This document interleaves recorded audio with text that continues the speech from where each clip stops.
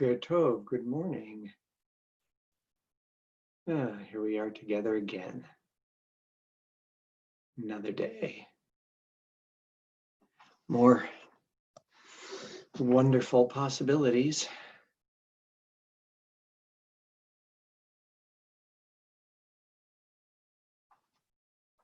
That's right, it's even possible that the technology might cooperate this morning. How exciting is that? A little different every day. Hopefully lots of things are a little different every day.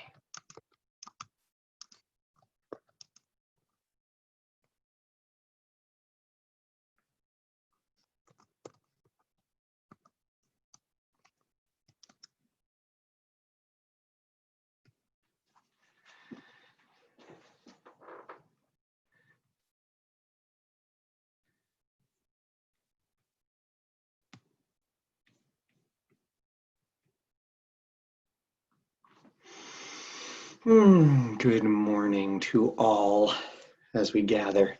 It's good to see you filing in, so to speak. No, thank you for sharing a word of Boker Tov, of hello with everyone. It's wonderful to see everybody. It's a chance for us to know that we're here and we're starting another good day together. I hope that you're feeling good, got some decent sleep. Wake up and look at the beautiful snow out on the ground.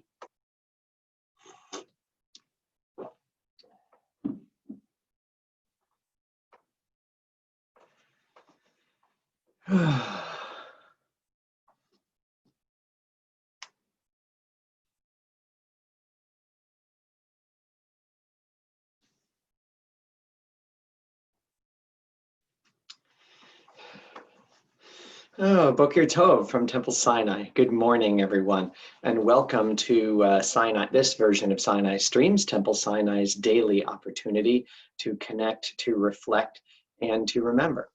And so again, this morning, on this 17th day of ER, on this Monday, the 11th of May, we get together and have an opportunity, it being a Monday, to take a look at our parashiot, not just one Torah portion, but two, although we will be looking at one aspect in particular today, as of course Monday and Thursday are traditional Torah reading days.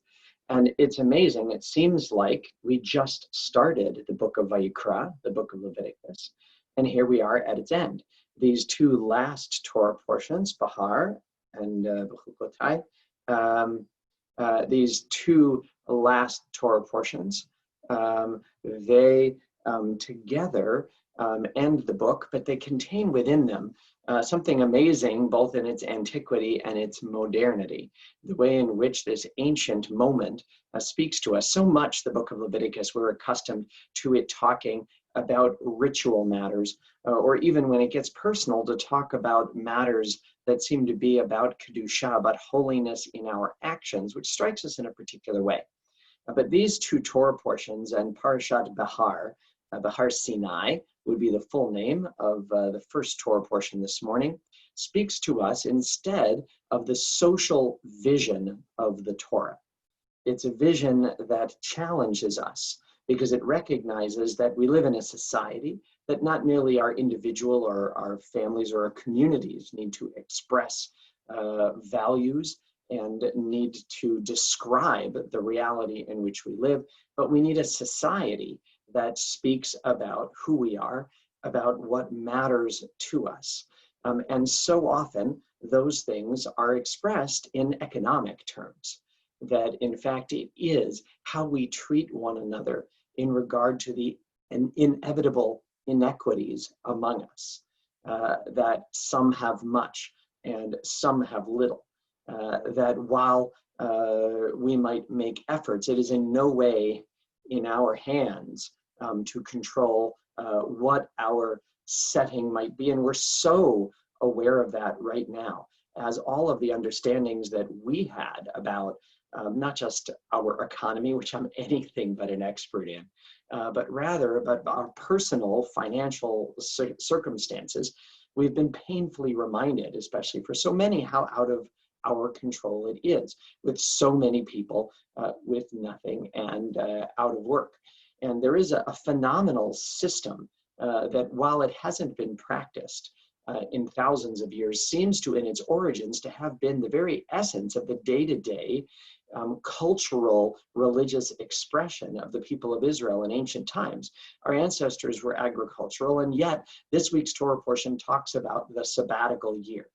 It talks about how 1 year out of every 7, the people were expected to let all the land, not rotate their crops, but let all the land lie fallow, having necessitated them trying to store, trying to save up, as well as being aware that the land, the earth, does not belong to us, that we are residents and caretakers on this earth, but not owners who can do as they please. And yet, as we look at the Torah portion this week, it recognizes that not only are we residents, but that all of us deserve to start in an equal way. It talks about how that in the land of Israel in ancient times, every family, larger family unit, had its own ancestral lands, and that every 50th year was a jubilee year. And what that meant was that if one had fallen in hard times and had sold one's ancestral holding, that at that time everyone returns to their ancestral place. They all have the opportunity to start again, because when people depended on the land, they didn't go to the grocery store, people depended on the land and what they had to provide for them in a direct way, that was going to cause people difficulty. Some would do well and some would not.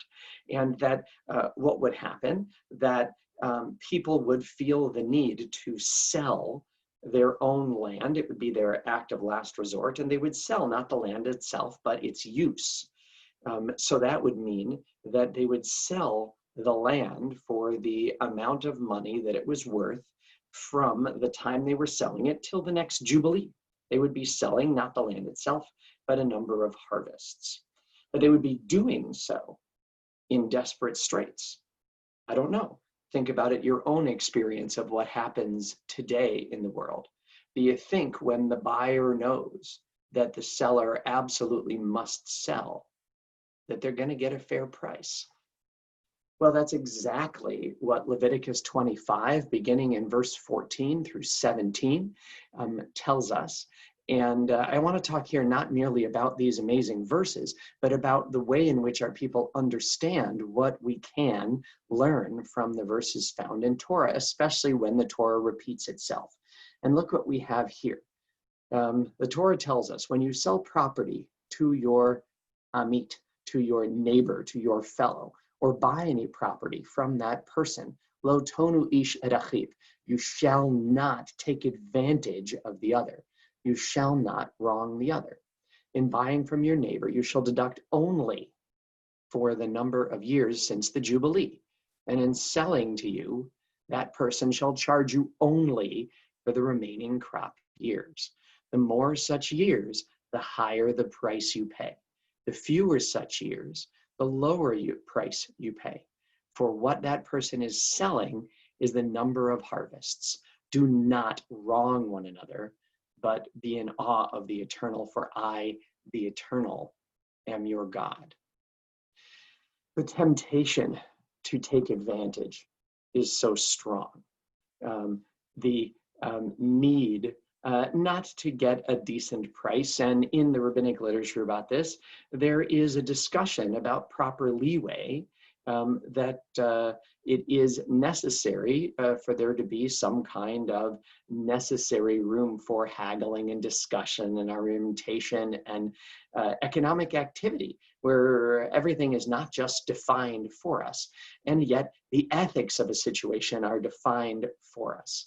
That when our neighbor is in a disadvantaged position, we need to put ourselves in that person's position rather than express a position of power or take advantage of that person. And I guess knowing the world, as we probably do, it's understandable that the Torah would say twice, once at the beginning and once at the end, do not wrong your fellow, do not take advantage. And yet, our tradition understands that the Torah does not repeat for no reason, that the Torah chooses its words carefully, and that if we look and consider, we can find within these words additional guidance, especially when there is a repetition. So when the Torah portion talks about ona'ah, about taking advantage, and it says lo tonu ish et achiv here in verse 14, it says you shall not wrong another one. That talks, as our tradition, about in business, about economically.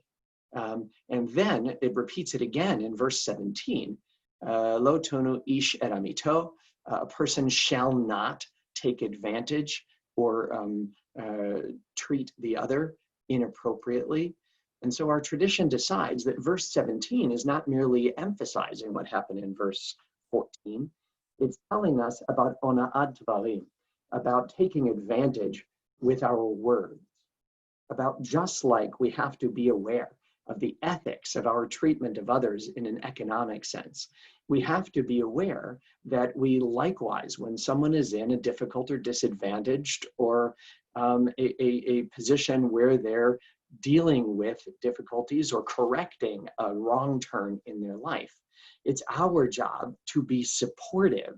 It's our job not to stand in judgment, but to do what's needed, to stand side by side, hand in hand, and that in fact it's a mitzvah to do that, not merely an opportunity. What does our tradition understand as ona'at dvarim? I'll share the explanation of Rashi on this. Rashi says that it is in fact overpricing, if you will, taking advantage with our words, that we cannot do, that we have to speak respectfully. And the Mizrahi commenting on that says, if the person is a Baal Tshuva, not somebody who becomes orthodox, as we think that means, but someone who realized they were on the wrong path and is correcting that path, we may not say to that person, oh, remember what you did before. And if that person is a Jew by choice or comes from a different kind of a family background than we do, we are prohibited from saying, oh, remember how your ancestors were.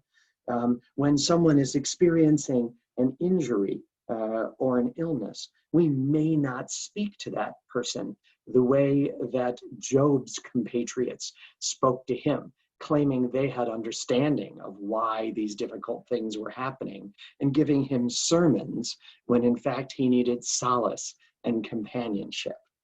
That we have an obligation to one another in our words, that we must in fact find a way, just as when someone is fallen on material hard times, and who can consider anything else if that's their reality, that we have to ourselves really focus on that person's needs and in how we can support that person, even as we show them the respect of allowing them to sell their holding in ancient times and to provide for themselves. But verse 24, so much to do today. Verse 24 at the end of this section, which reminds us that we do not own the land. See verse 23 at the top of the page. The land must not be sold forever, for the land belongs to God. We are but strangers, resident with the eternal. It says, therefore, the land that you hold, you must provide for geula, for redemption of the land. Now, the word redemption comes to be a complex religious term and has so many different resonances in different religious traditions. But personally, I think the original meaning right here in Torah is so important and so powerful. When people would have to sell their right to their very own land because of their desperate circumstances and then walk away. When someone has to give up on what they thought was the source of their security, how could anyone feel anything but, I'm bereft, I have no anchor, I have no foundation to go forward with. But Geula, but redemption says that not just at all when it comes to economics, but when it comes to who we are, when it comes to what we are, when it comes to that opportunity within us to grow and to learn and to be and to adapt and to thrive, that we may have to give up parts of ourselves, but they are not gone, that they are there to be redeemed, to be recovered, that there's always a piece of us, our soul, ourselves, who we are, can absorb difficult times or terrible blows. And yet, with the support from those around us and with a belief in the possibilities of days ahead, we can in fact experience Geula, to get back that which we might believe is gone. Yes, there is real loss. No one would pretend there is not. And yet, created in the image of God, we somehow have the ability to recover, to adapt, to thrive under almost impossible circumstances when we have the support of loving friends and family and community to help us. I don't know how we really could have gotten this far, even during this difficult time, if we couldn't count on others to help us maintain our lives and recover our lives. So many at this time are facing illness and difficulty and facing being alone and being isolated, whether by themselves or in a difficult situation. And so these words of refuah that I recite today are for all those who need strength at this time, strength to get through this narrow place that is this isolation, strength to deal with being alone during times of challenge or illness, strength to face that illness personally, and the strength to get up another day and be there for others standing on the front lines. It's for all and more that we turn to these words of refuah.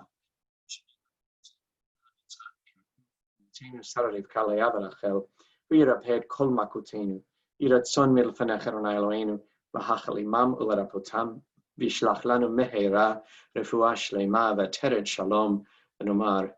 Amen. May the one who blessed our ancestors bless and heal all who suffer. May it be the divine will to provide healing and strength. Reveal to us the holiness of life, the wholeness of Shalom, and together we say, Amen. And now, having had a moment to connect and to reflect, it is in fact time to remember. And so we pause now and bring to mind those whom death has taken from us during the period of Shloshim, the past 30 days, those who died on this day in years past, and those whom we have taken into our hearts with our own. In the last 30 days, we extend our condolences to the families of Lauren Barsky, Hannah Glatter, Ruth Kelman, Marcia Mason, Pauline Milrad, Oved Benari, Andrew Kosman, Paula Rich.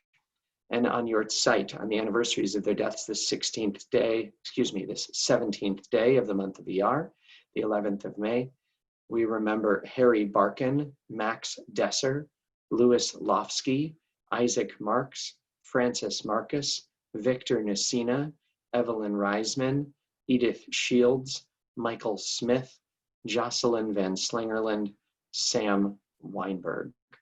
Zichronam Livracha. May their memories be a blessing to us. Our griefs and sympathies are mingled as we turn together to words sanctified by memory, words glorified by hope in the mourner's Kaddish, the Kaddish Yatom. Yit Gadal v'yit Kadash Shemei Rabbah, be'alma divarach Yeruteh v'yamlich malchuteh, v'chayechon v'yomechon v'chaye dechol Beit Yisrael, v'agala u'vizman kariv v'imru Amen. Yehe Shmei Rabbah mevarach le'alam. Yitbarach v'yishtabach v'yitpa'ar v'yitromam v'yitnaseh, v'yithadar v'yit'aleh v'yithalal Shemei de'kurisha b'richu. Le'ela min kol birchata v'shirata, tushbechata v'nechemata, da'amiran be'alma v'imru Amen. Yehe shlama rabba min shemaya v'chayim, aleinu ve'al kol Yisrael v'imru Amen. Oseh shalom v'imromav, hu ya'aseh shalom, aleinu ve'al kol Yisrael v'imru Amen. May the source of peace and peace to all who mourn, and bring comfort and strength to all who remember. And together we say, Amen. Well, go out there in this strange weather and make it a wonderful day, each of us for ourselves and hopefully for the people around us as well. Tonight begins Lag BaOmer, the 33rd day in the counting between Pesach and Shavuot. We'll speak a little bit more about that tomorrow morning. I look forward to seeing you then after what I hope for each of us is another healthy, safe, wonderful day.